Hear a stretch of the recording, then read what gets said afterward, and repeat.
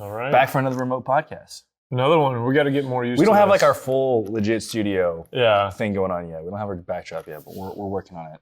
Yeah. We got Mr. Steve Wood with Merkle Standard. Steve, what's going on, man? Hey, how's it going, guys? Nice to meet you. Nice to meet you likewise. Good to see too. you. We had the opportunity to hop on a call a few weeks ago, and I was like, we have to get Steve on the podcast because I think you just had like a really, really cool story of like the way that you got plugged into this ecosystem is like the most roundabout way that I've ever seen. You know, coming from your paper background. So, yeah, I mean that's always like the first question that we kind of start off on is like, man, what is your Bitcoin origin story and like how do we get here? And I'm eager to have people hear the story. Okay. Well, the Bitcoin story, I guess, is kind of a long one, but I'll just back up a little bit and get to it. So I started in graduate college, went into public accounting. I was an auditor and primarily served, high-end manufacturing companies. Typically, always been in the manufacturing world. And then I went into private industry and served the aluminum and steel industry. And those industries consumed a high amount of electricity. And that's when I first really got introduced into how important it was to reduce the primary cost driver of electricity. And so the company I worked for was a manufacturing company, and we made products that helped reduce the amount of electricity that was being used in a smelter, or by what they call Launder systems, or we helped purify the molten aluminum or molten steel. And everything we made either had some ceramic material base to it, so where it retained heat or reduced the amount of electricity required to melt things. And so that's when I first got introduced to electricity. And I helped this company. We traveled around the world building manufacturing plants to serve various aluminum and steel, or as I call it, aluminum. I think the United States is the only place that calls it aluminum. But wherever there's a smelter, we would build a manufacturing plant. And I did a lot of ended up going from finance to more of a business development role.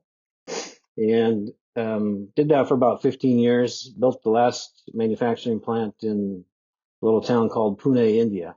And kind of retired after that, and then took some time off and started working for a health and wellness company, actually, and helped them expand overseas. Did a lot of international development for them, and then retired again.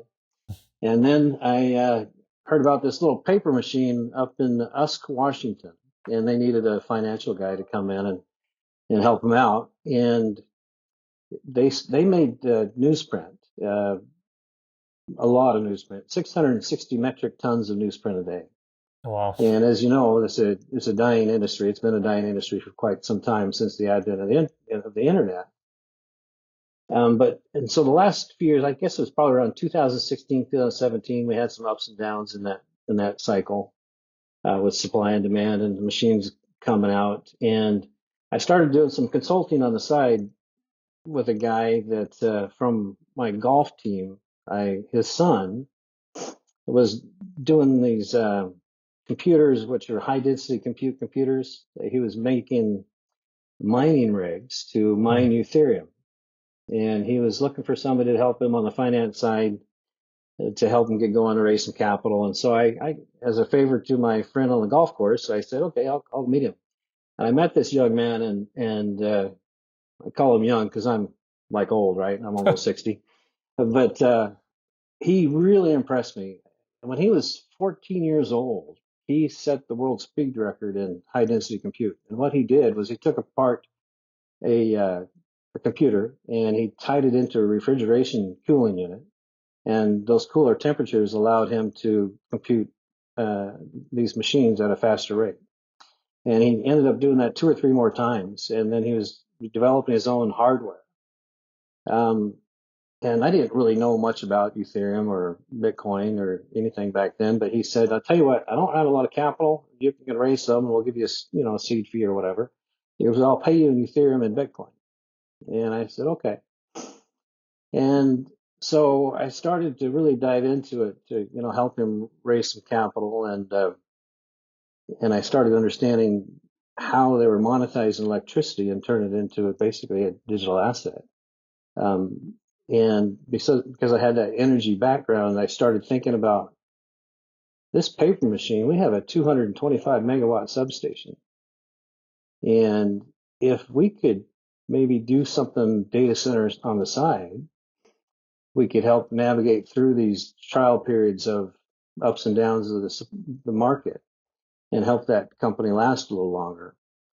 And so that was a great idea, but the partnership group that owned that paper machine at the time, they were more focused on paper, pulp paper products, newsprint.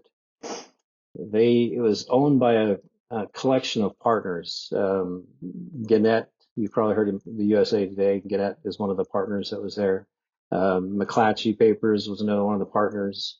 Media News, some of the largest publishers in the world were partners in this paper machine. And the managing partner at the time was a company called Resolute Forest Products. And so they owned a bunch of other paper machines. And the supply and demand model of paper was such that as demand was dropping, supply would get pulled out of the market. And they'd pull out a machine, and the machine our size was 230,000 metric tons of news per year. And they'd pull out a machine, and then the supply and demand would be balanced, prices would come back up, and then it'd be profitable for a period of time, roughly about every 4 years. So back in around 2018, 19, the market was coming down a little bit, and then COVID hit. And so they were looking to shut down different machines, and I approached the partners and said, "Hey guys, we should start mining Bitcoin and Ethereum or something." And I pitched to the partners about the idea, and they just said, "No, it's not a good idea." And so they ended up, for a lot of different reasons, the partners kind of had a bit of a fallout, we'll call it, and they shut our machine down.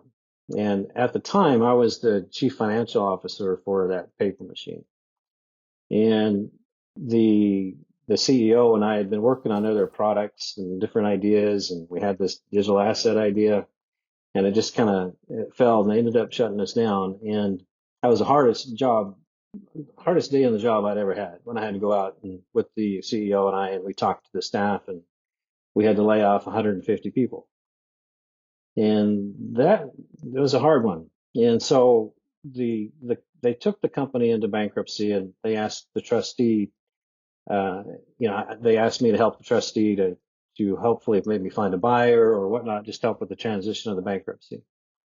And I stayed on as a consultant and was advising them, and I was hoping that there might be somebody that would come in that would have the same vision of really understanding how to monetize the electricity. And I actually tried to scramble and raise enough capital for myself to buy that site, but as a single, a young man, well, not a young man, but just a single person, not a whole lot of private equity, and my wife, and we had 3 kids and several grandkids at the time. We just didn't have the capital to do it. So fortunately, a company by the name of All Rise Capital came in and bought the site in Usk, Washington. And they asked me, said, "Well, Steve, how would you maximize value on this site? I mean, what would you do?" And I said, for one, I think we should build some type of data center. And I talked to them about, and they were attracted to the site because they had actually had 2 other smaller Ethereum mining sites and doing some Bitcoin mining. And so they understood the value of that substation and how to monetize electricity. And so we went down the road to get a new ESA secured. And the first thing we did was a very small project. We did 2 megawatts of ASICs mining and 2 megawatts of Ethereum mining. And we always, my background was, always about the cost of power and how to use that power most effectively. And we had this goal of restarting that paper machine in some capacity. And so the asset had been preserved during the bankruptcy. It was over a year. It was in a year and a half, I guess, in bankruptcy. And we decided to build the first data center in the basement of the paper machine. And what that allowed us to do is reuse that energy, the heat coming off these miners, to heat the building. And to give you an idea, the paper machine is massive. Okay, it's in a building that's roughly about 1 million square feet. Okay, It's a lot. it's It's a huge. lot of Big square building. footage. And so normally, if you weren't running the machine, you'd have to buy propane to heat it to preserve it. And so in the winters up here, it gets kind of cold. And so typically you'd buy about 300,000 gallons of propane. You'd have to run the boiler, and you'd have to have 4 boiler operators. So what our thought was, well, if we build this mining equipment down in the basement, tie it into the air duct system, route that heat throughout the machine, we can avoid having to buy 300,000 gallons of propane each winter. And for the last 3 winters, we've done that. Wow. And That's like and what so that you tell people all the time, the type of stuff that you can use mining applications for. And you guys were doing it 3 years ago?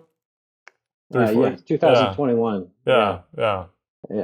So the first machines came online in November of 2021. Allrise bought the site in June, mid-June 2021, and we had a 2 megawatt ASICs running by November. And then the GPU miners were we built those we put those in the shipping warehouse, the GPU miners.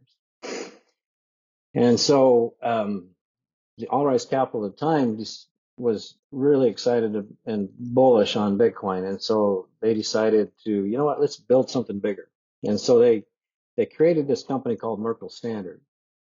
And Merkle Standard was going to be the digital asset division. And just to back up a little bit, those first 2 megawatts in the basement were in the building of the old Pondere newsprint company mill. And so the company was called Pondere Data. And so now that's a subsidiary of Merkle Standard now. But Merkle Standard is kind of the flagship for the digital assets. And Pondere Industries now is the pulp and paper operation, which we hope to bring back online within the next year. And so now they had some change in owner. The CEO of Merkle Standard left, and they asked me to step in and be the CEO of Merkle and Pondere Industries, because I knew both industries. And they really, Allrise Capital really liked the idea of using energy, reusing energy, and reducing that electrical cost. And so they just kind of wanted me at the helm to do that, which I've been really blessed, and said, yeah, I'll give it a try. And it's been a really exciting road since then. Is this Allrise's first kind of foray into kind of the mining / like digital asset space, or did they already have experience kind of coming into this? They had done some. They hadn't built any data centers before. They had some hosting operations in Canada, I believe, and they were primarily doing Ethereum back then. And so this is their first real Bitcoin venture, I guess, if you will. You mentioned. Oh, sorry. Go ahead. No, go ahead. Well, I was going to say. So you mentioned that they got it going in November 21. Did they freak out then? Because that was the top that we saw. How did they handle the drop over the next 12 months? Was it panic over there, or were they still bullish on it and felt like it was something they wanted to stick with? Or like, what was that kind of conversation like? Well, so that was just a small Pondere Data, that in 2021 there was 2 megawatts of ASICs and 2 megawatts of GPUs, right? And so they were still really bullish on Bitcoin. And Allrise, the CEO at the time convinced the Allrise to go ahead and let's just get into this thing and build something big. And so they committed a 100 megawatt build out in 2022. Nice. And they joined with Bitmain on a joint venture for part of those megawatts. It was a 33% joint venture with Bitmain, and we were going to host Bitmain, and they were going to contribute some capital and some machines, and we were going to be Bitmain's first real hydro data center in North America. And so Merkle had committed to do that. And so in 2022, ant spaces started arriving, ant boxes started arriving, and we built a 100 megawatt facility on the site around the paper machine in the next 6 months. Wow. And 23 of those megawatts was just for the ant space hydro operation. And so, Bitmain still to this day uses our site as a kind of a reference site of how things should be done. I think those were the first ant spaces that came into North America.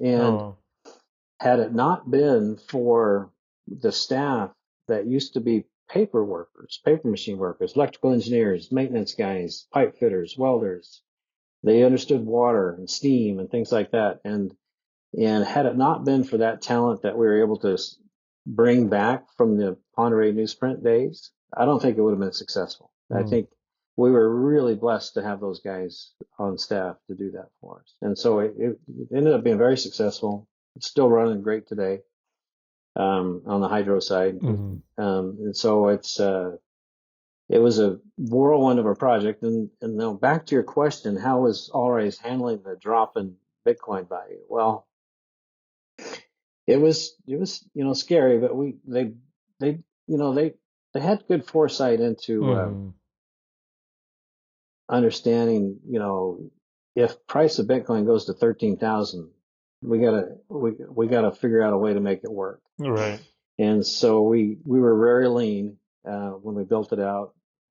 The capital we invested was, probably below average than most miners pay. I think on the average, if you look at the history, I think it's around 300,000 a megawatt. Our target is 200,000 a megawatt on the build out or less.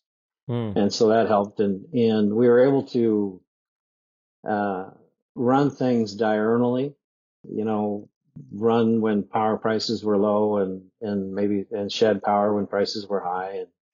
And we made it through, and we built another site in South Carolina, a 45 megawatt site in South Carolina in that same year of 2022. So by the end of December of 2022, we had probably 4 exahash under management, which was crazy amount of growth. And of course, when Bitcoin hit 16, it was a scary ride there for a while, right? Yeah. What did and I imagine the conversation couldn't have been too bad because you've managed to do what I hope I can do one day, which is retire. You've done it a few times. You got the age part down. I got the age part down. Like all the success that goes before that, I'm missing that part of it. But what was my wife does it?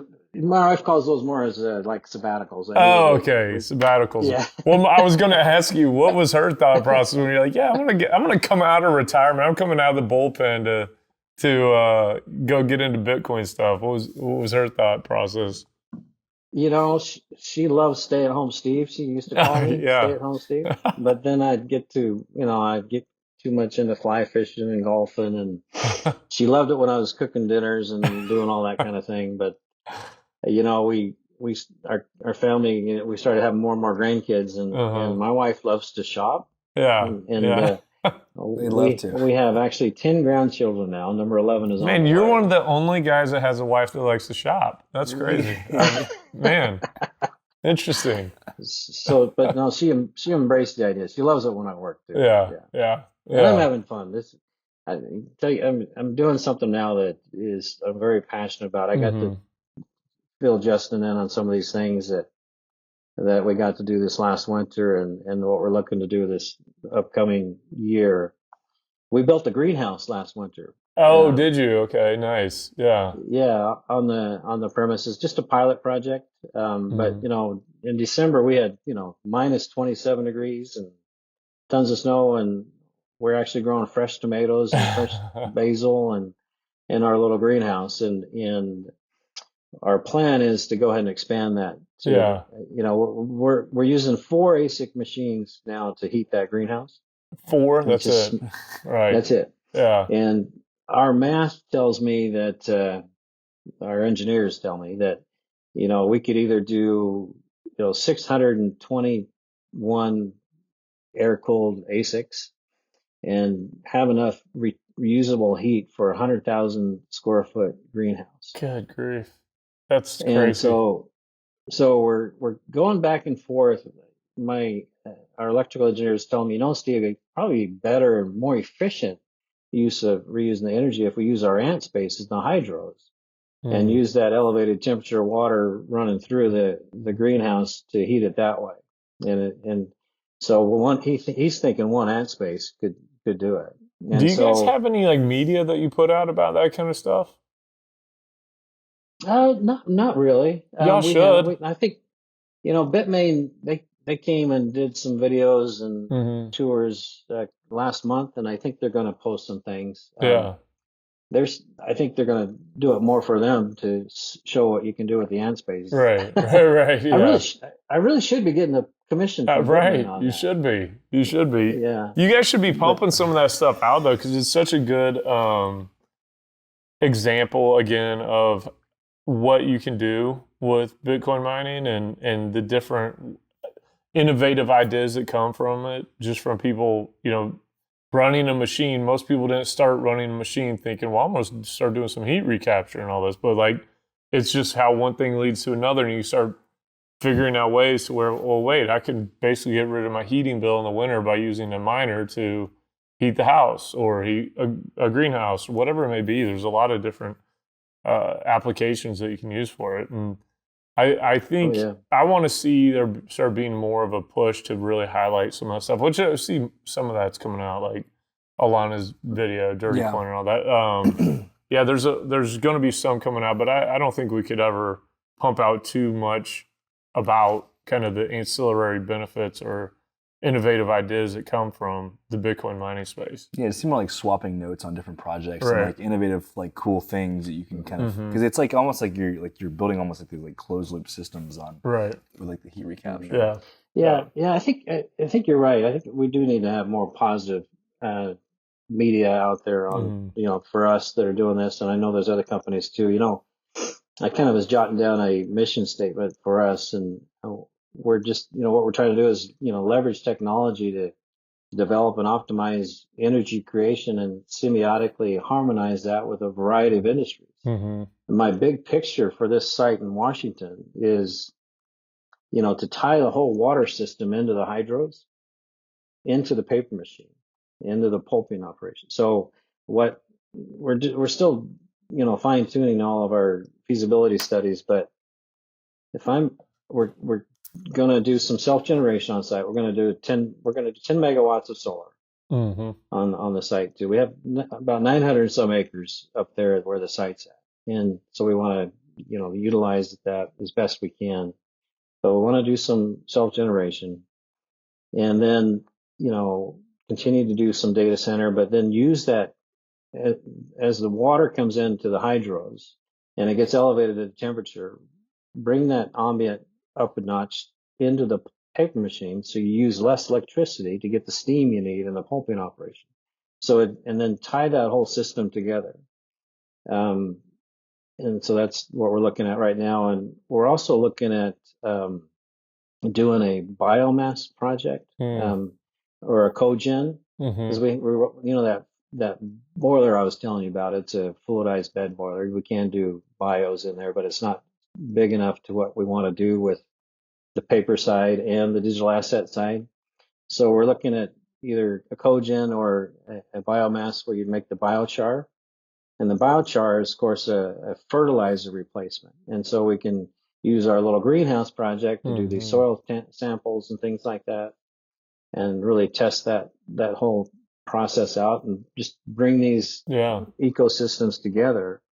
And thinking about the greenhouse, if I want to go to 100,000 square feet, I need a retention pond or better water system for the greenhouse. And so I thought, well, why not raise some type of proteins too? Like either, if ideally I'd like to raise bull chop.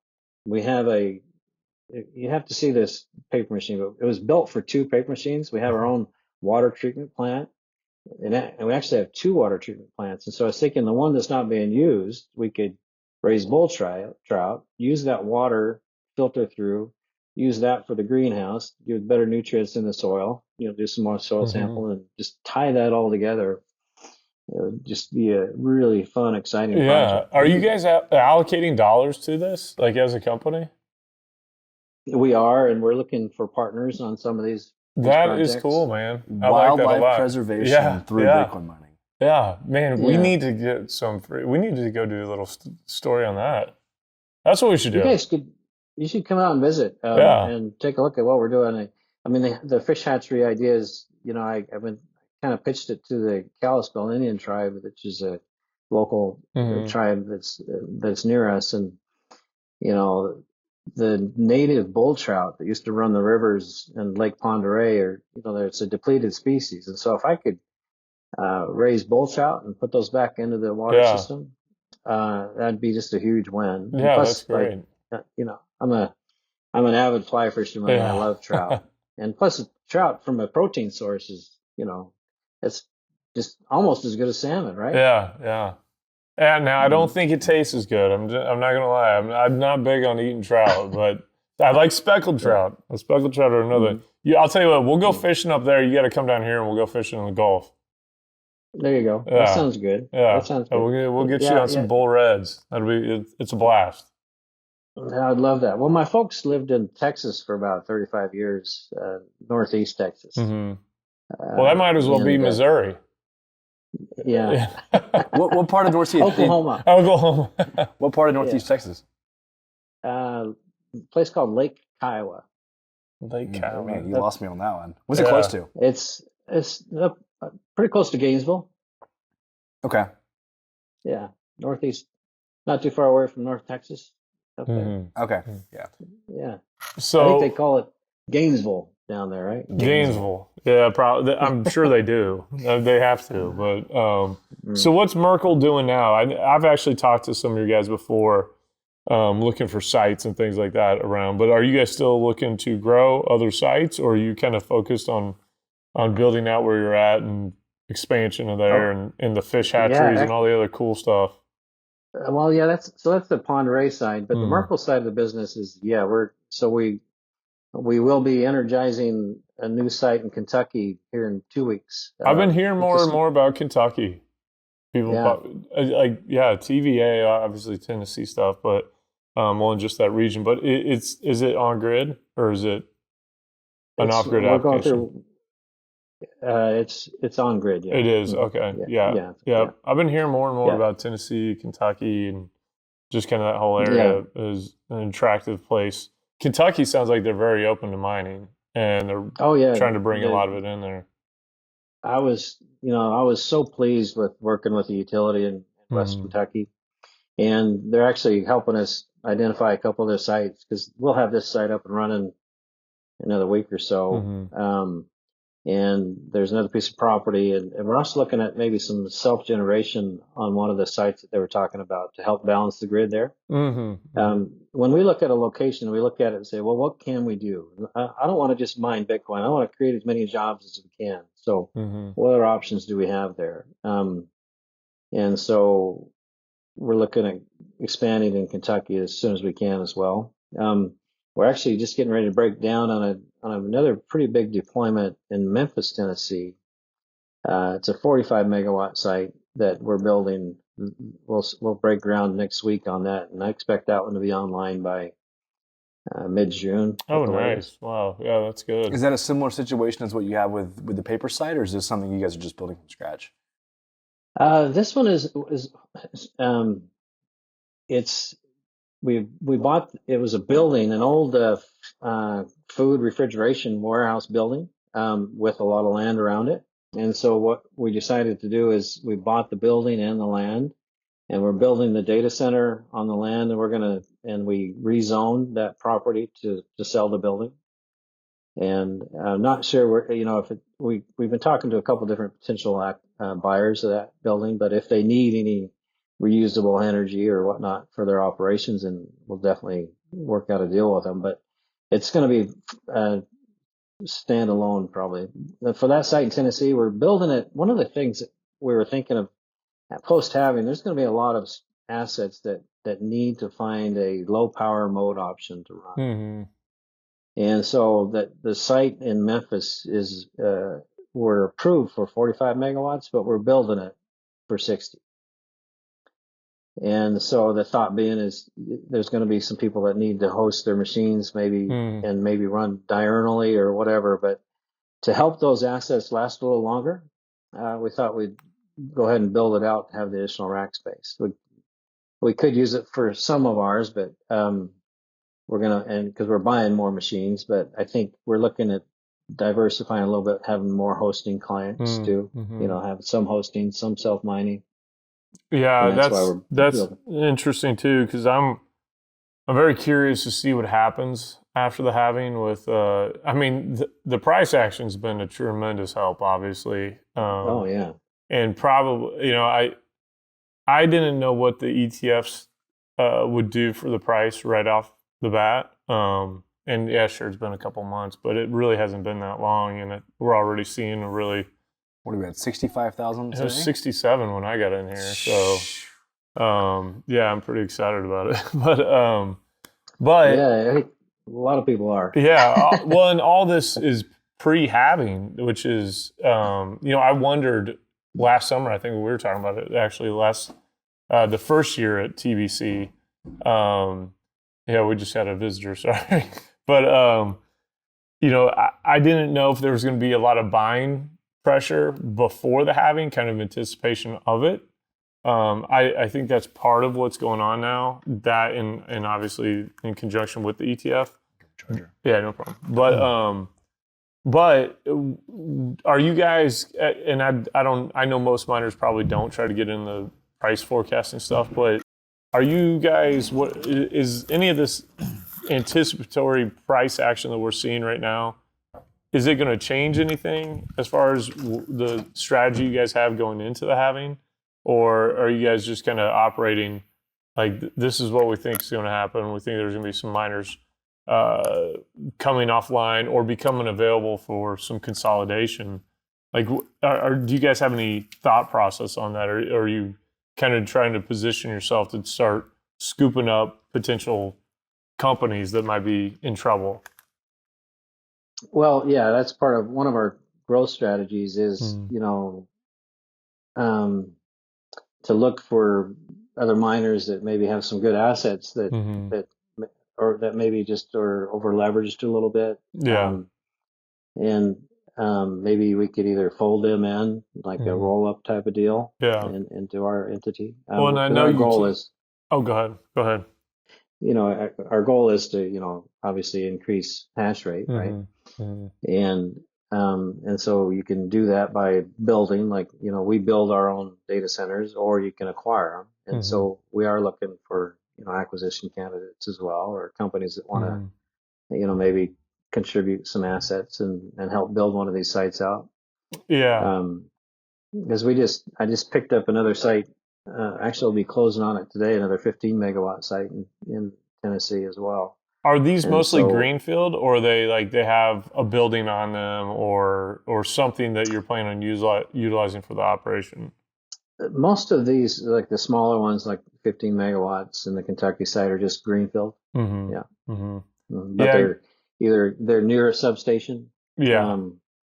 Or there's excess energy in that particular part of the country. Like we bought a site in Oregon too, that needs somebody to take some of their power, and we're, what a perfect company to, take somebody's power when they have excess, right? Right.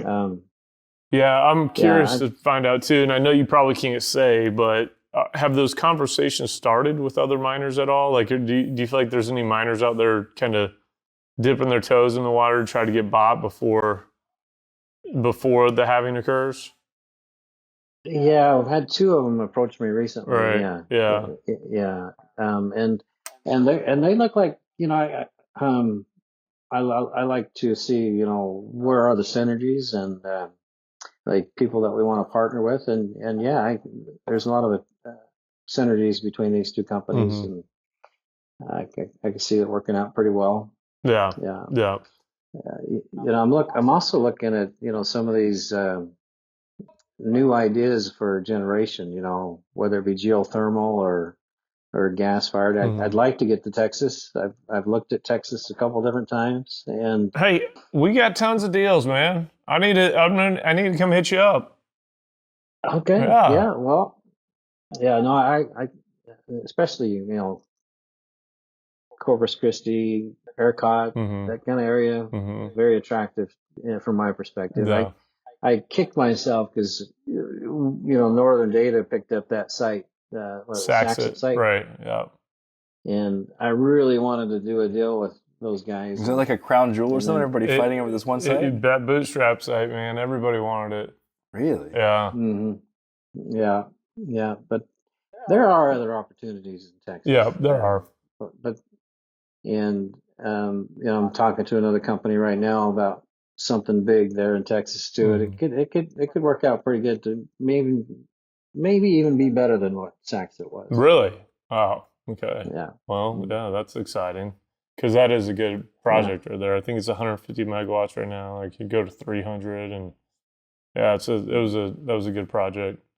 But yeah, I'm curious to see. I'm really anxious about it. I was at a mining company before back in the day, and I being kind of outside a little bit now. I mean, I'm at Atacon Energy, which we have a big site up in North Dakota, so not too far from you.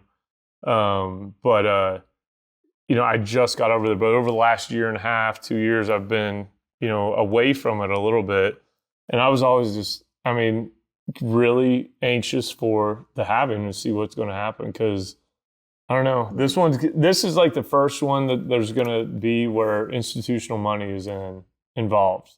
The past ones, I think it was still there was some. I'm sure, like you guys, it sounded like you guys had some stuff going, but not a lot. And it really sounds like it really picked up in 21. But this is the first time where we're going to have like big money folks in the space during the halving where you're going to have some consolidation. You're going to be like oil and gas more. Mm-hmm. That's what I think. Mm-hmm.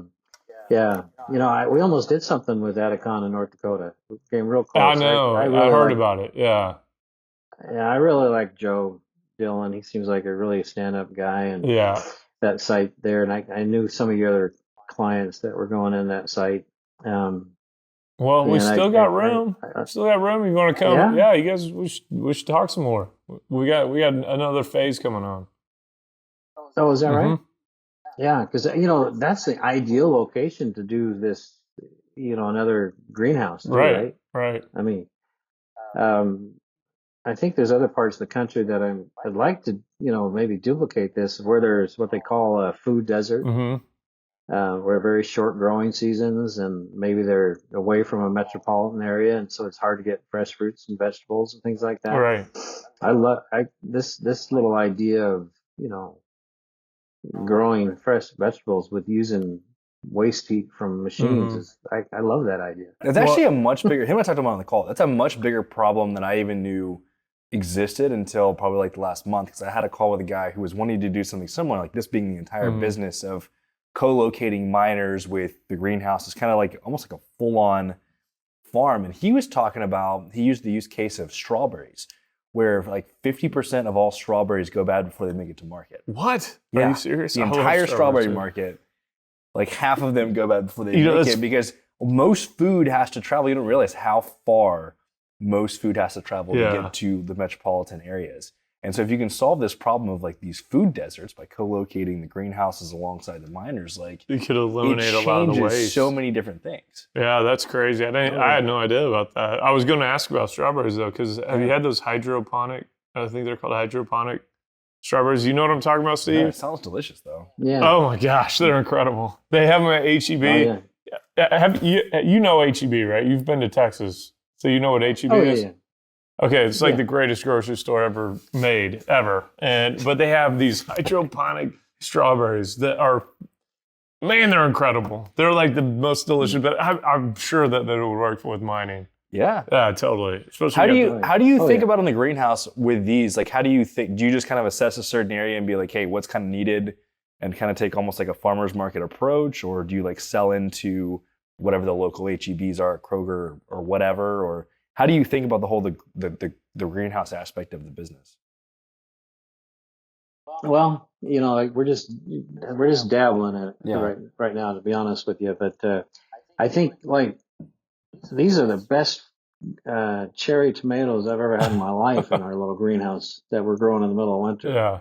And so it's just really working with the local community of what their needs are, what they see as the biggest need, I think is the way I would approach it.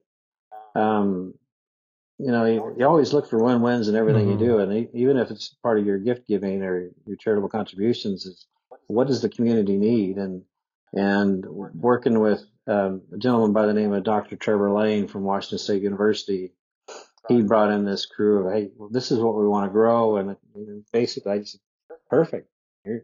Here's the heat. And we built the greenhouse for them with our team. And they're just running with it. And so I guess that'd be my approach elsewhere too, Mhm. is what's the need from the community perspective and how can we really add value to that community? I love that, man. It's And just thinking back to like, I remember, it was in Power last year, or was the first year? We talked a lot about, I think Chad Everett Harris was talking about whenever they built that Rockdale site, Mhm. about just like what you can kind of do to rural areas. And I think that my understanding of that at the time was like very limited to like Yeah. one use case. But just seeing like what guys like you guys are doing and Max at Standard Power and a bunch of other places, and how like you kind of build like this little like closed-lipped little ecosystem Yeah. of all these kind of cool things that you can bolt onto it, and mining changes the economics for all of it, makes it viable. You bring in jobs, you can supply food. Well, yeah, that's Like a what great Gridless story. is doing in too. Africa, like Yeah, right. man, dude, it's just like Mhm. you're taking abundant energy and turning that into prosperity locally.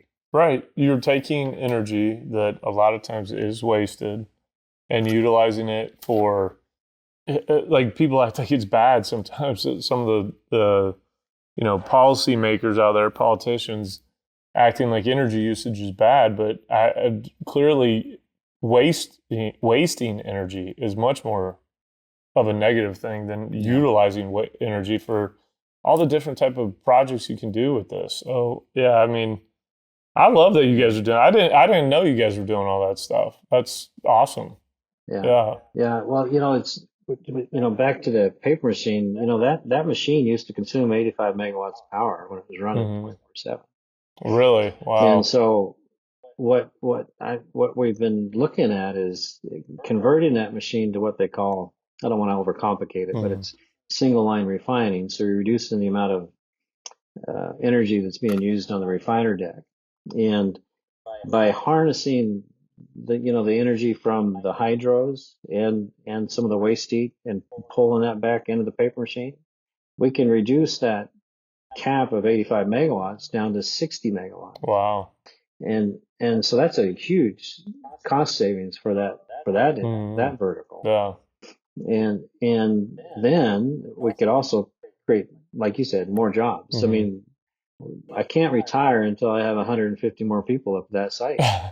And Well, it sounds like you like to retire, so we need to get 150 people back up to that or at side. least go on another sabbatical. Yeah, another sabbatical.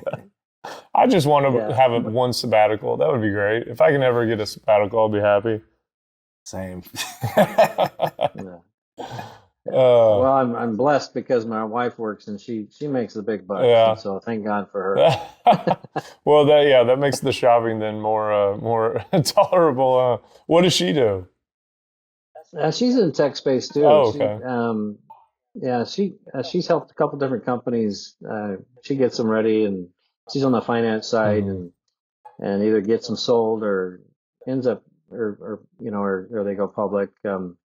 Her last venture was a company that was eventually is now Plug Power on the hydrogen fuel Oh, cell okay. technology, Wow. and now she's in cloud computing, Mhm. working with the Amazons and taking people to cloud. And her company, they're just finishing a merger with a big company out of Singapore. Nice. So she'll probably be out of a job here soon. She'll be on a sabbatical as well, right? Yeah. But you can just time those Why- sabbaticals together. Yeah, You time the guys can- you guys can sabbaticals enjoy it. together. Oh man, Yeah. but then I you like- might not want to come back if you got time together. You guys be having fun, traveling around. Yeah. Yeah, well, I got so much going on at the site in Ask. I could see her adding a lot of value. Come on Oh board there and yeah, helping us yeah. out. Well, that's good, man. Plus, she likes to go fishing too. She Oh, she that's and I awesome. fly fished. I think we fly fished on just about every continent around the world. Gosh, Steve is like my new. I want to be like you, man. You retire multiple times. You got a super cool wife who likes to fish and hang out. I mean, I love my wife too. I got a wonderful wife. Well, soon to be wife. We get it, But Justin. yeah, I know. I told him last time. I was telling him how much I love Sarah, and so yeah. But it's a good thing. So yeah, It is a good thing. at least I It is got a really that good thing. I got that. You got one that thing going for box checked. All right, that's good. Yeah. Yeah. The rest of it all Yeah. be gravy. So, man, look, I have really enjoyed this conversation. It's really eye-opening to see what's yeah. possible. Yeah. You guys need to highlight this more, though. You get some media and some marketing around that. We can come up there. Yeah. I'm gonna tell Alana about this as well. Yeah, for sure. I don't know if you know Alana Media Via. Yeah, do you know her doing Dirty Coin documentary? I don't think so. I don't think I've met her. Oh, man. This She's would been be on the show. If you go back to like episode 7 or 8, I Yeah, think right. we had her on the podcast. Oh, okay. And she's a Okay. filmmaker, and so she did this thing called Dirty Coin, which is like the big one. But then she did this kind of little side project as she was shooting that. She spun off a 20-minute mini Stranded. doc called Stranded, focused on like stranded and wasted energy, Mhm. and really did a highlighted Oh, focus really? on what Gridless is doing in Africa, which is very similar to what you're doing here. It is, right. Really, really Yeah. cool. And we just need to have that's awesome. these stories highlighted. Yeah. It's the same as oil and gas. I think they missed the boat. That's honestly what I think Jake and Colin's group is doing so well is they get out and tell the story on the oil and gas side, and they do a good job of highlighting the industry and what the value of it to the country and the world, and from an energy perspective. I think that helps combat some of the narratives that end up really detrimentally hurting. Well, I guess it's the same thing, but hurting the oil and gas industry. And I don't want to see the narrative get away from Bitcoin mining in the same way that I feel like the oil and gas industry let it get away from them. Now they're playing catch up all the time, right? And We're getting ahead of it. right, yeah. I think Bitcoin, we need to not kind of underrate the power of the media or the power of narratives that can be set, and highlighting these type of things that you guys are doing that's a big deal. No, I agree. No, I'm happy to meet with whoever, and you guys are welcome to come take a visit and try some of I'd our love to. cherry tomatoes. Yeah, I would love some heck tomatoes. yeah. Absolutely, man. This is great, and I'm gonna hit you up about some of our North Dakota stuff. I think you guys might be interested in it. Yeah. Well, sure. We're always looking for opportunities, right? Mhm. Gather as many opportunities as you can, and eventually something will come to fruition. That's right. That's my philosophy. Just swing it at everything. Mhm. Yeah. Mhm. Steve, this has been awesome, man. I think people are going to really love these episodes, and I think it's been really eye-opening for us. And like that's why I wanted to have you on the show. I mean, our conversation was just awesome. I think it's such a crazy story. Oh, well, thanks for having me, guys. And yeah, I'll see if I get some things to maybe I'll share with you. Yeah. Some of the videos. And Shoot. Let us come shoot some of them. That's what you should really do. Yeah, That's what we should do. Yeah. Steve, yeah, if you like to snow ski, just come right now because we're getting dumped if you like powder. Man, I went do love- skiing. I went skiing for the first time in my life in December, and I didn't feel better until about the beginning of February. So I feel like I got hit by a dump truck, man. It was brutal. It was brutal. my dad actually would ski. So we grew up skiing with him, but he hasn't skied in like 15 years. And him and his wife decided he was skiing, and I was placing bets. I was like, you're gonna have a really hard time just kind of like jumping into it. He like tore a hamstring. Oh, I'm my talking gosh. like ended up going Oh, no. like skiing down the mountain backwards on accident. He couldn't stop I had that himself. happen. Like he had all sorts of crazy stuff happen. I had little kids stopping. And they're like, "Are you okay?" And then I had multiple people stop, and they're like, "Ski patrol's on the way."